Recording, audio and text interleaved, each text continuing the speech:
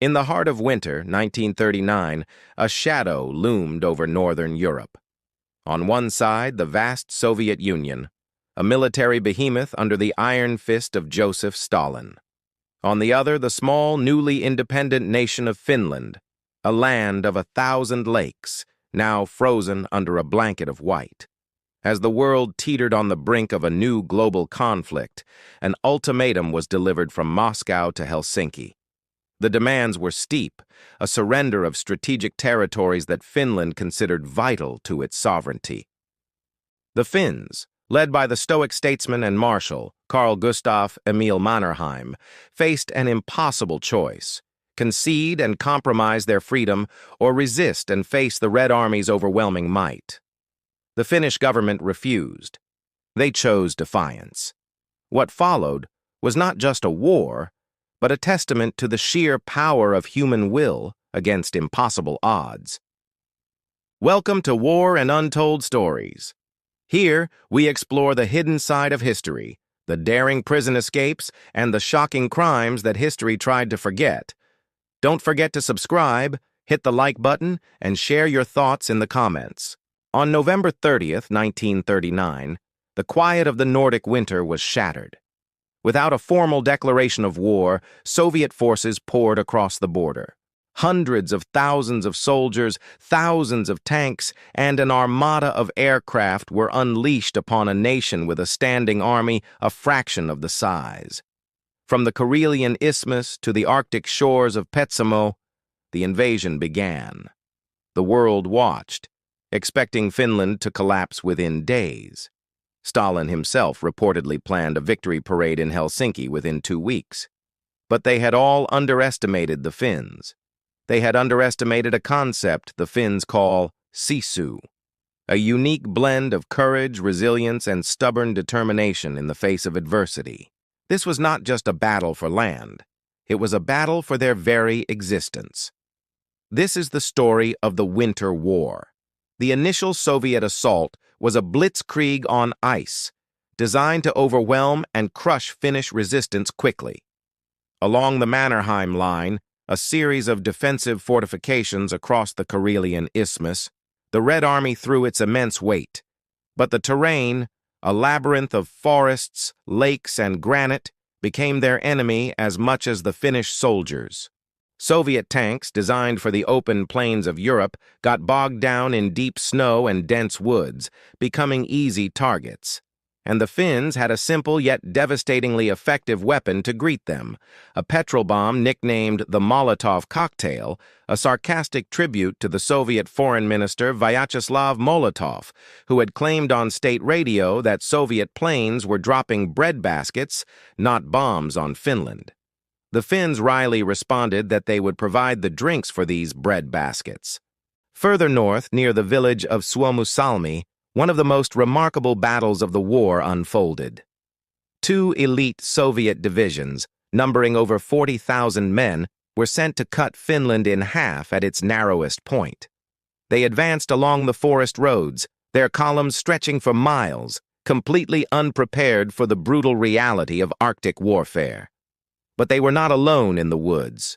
Moving like phantoms on skis, clad in white camouflage, were Finnish soldiers. They were masters of this environment. They knew every trail, every frozen marsh, every ridge. They didn't fight the Soviet army head-on. Instead, they employed matti tactics, a Finnish word for a pile of cut logs. They would isolate and chop the long Soviet columns into smaller, surrounded pockets, the mattis. For weeks, these encircled Soviet units were relentlessly harassed. Supply lines were cut, and temperatures plummeted to 40 degrees below zero. Finnish ski troops would appear from the trees, strike with deadly precision, and vanish back into the white wilderness. They targeted field kitchens, starving the trapped soldiers. The mighty Red Army, designed for a war of massive fronts, was being dismantled piece by piece by an invisible enemy. The Battle of Suomussalmi became a catastrophe for the Soviets and a stunning victory for Finland. A small, outnumbered Finnish force had utterly annihilated 2 of the Red Army's best divisions, capturing hundreds of tanks, trucks, and artillery pieces. The miracle of Suomussalmi became a symbol of Finnish defiance, echoing around the world and inspiring a wave of international support. The winter itself, which the Soviets had expected to be a minor obstacle, had become Finland's greatest ally. The spirit of the Finnish resistance, this spirit of the Winter War, captured the world's imagination. In an era of appeasement and conquest, here was a small nation standing up to a tyrant. Foreign volunteers, stirred by Finland's plight, flocked to join the fight. Men from Sweden, Norway, Denmark, Hungary, and even Britain and America arrived to don the Finnish uniform. Propaganda posters, both at home and abroad, depicted a heroic David facing down a brutish Goliath. Headlines celebrated the White Death, a nickname given to Simo Heiha, a Finnish sniper credited with over 500 confirmed kills, all achieved without a telescopic scope. He, like so many others, embodied the quiet, lethal effectiveness of the Finnish soldier. On the home front, the nation was completely mobilized.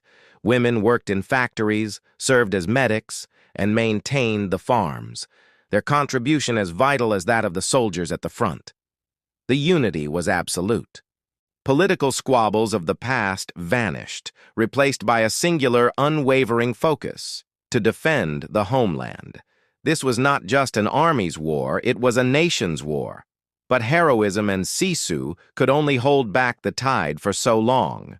The Red Army was learning from its catastrophic mistakes.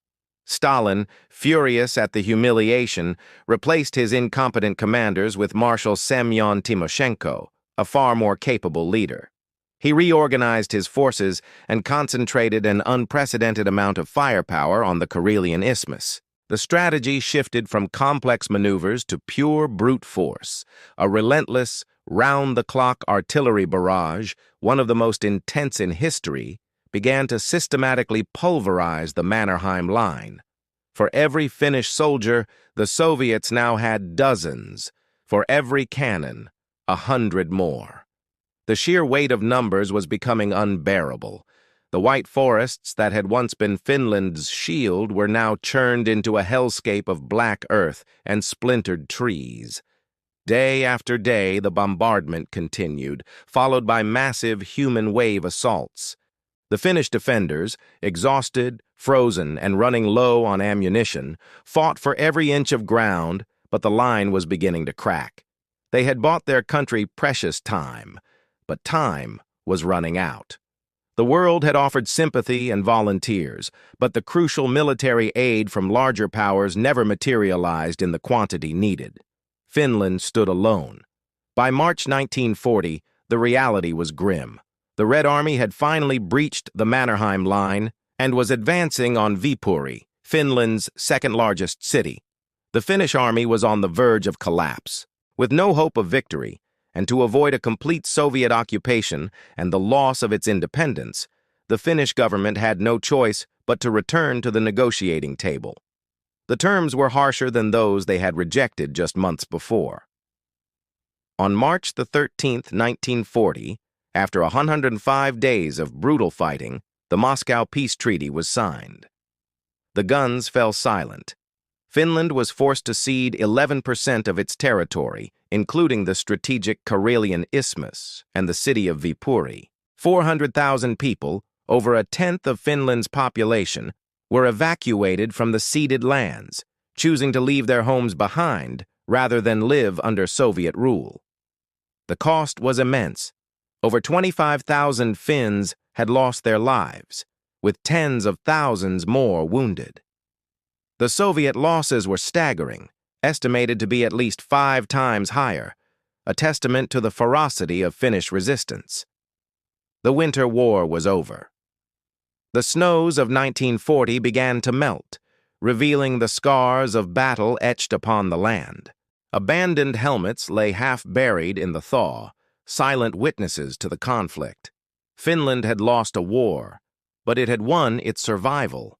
In a world where nations were being erased from the map, Finland remained independent. The outcome of the Winter War revealed challenges within the Soviet military. This led some European leaders at the time to believe that the Red Army was not as strong as expected, a misunderstanding that would later influence major decisions in World War II. For Finland, the fight was not truly over. It would continue 2 years later in what became known as the Continuation War. But the legend of the Winter War endured. It remains a stark and powerful story of how a small nation, through sheer grit and unity, could stand against an overwhelming force and preserve the one thing that mattered most, its freedom. Finland remained independent, but at a great cost.